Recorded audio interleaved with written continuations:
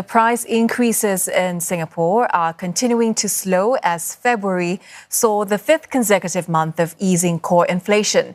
It fell to 0.6% last month from January 0.8%.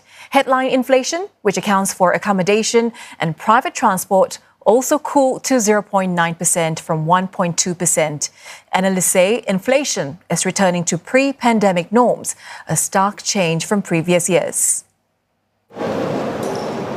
Pent-up travelling demand caused a decline in holiday expenses and a dip in services inflation. There was a similar trend for other segments, including food and private transport, where price increases have also slowed. All these helped to push down inflation. Last year, we saw, especially in the initial part, inflation still hovering at 2-3% levels, which is basically something that basically is a continuation of the trend that we see over the post-pandemic years, where inflation was high and sticky. But that has begun to change, and that has changed in a big way during the January and February data.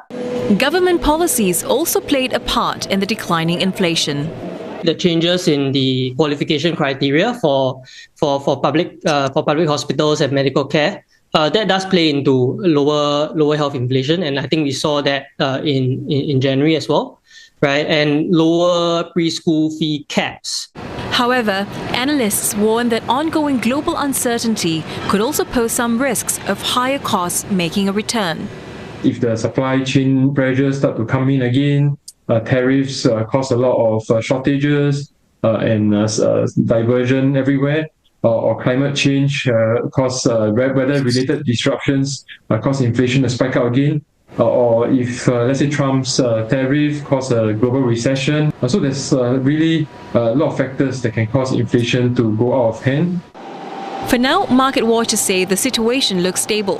For the full year, headline inflation is expected to come in at between 1.5 and 2.5%, according to the Monetary Authority of Singapore and the Trade Industry Ministry.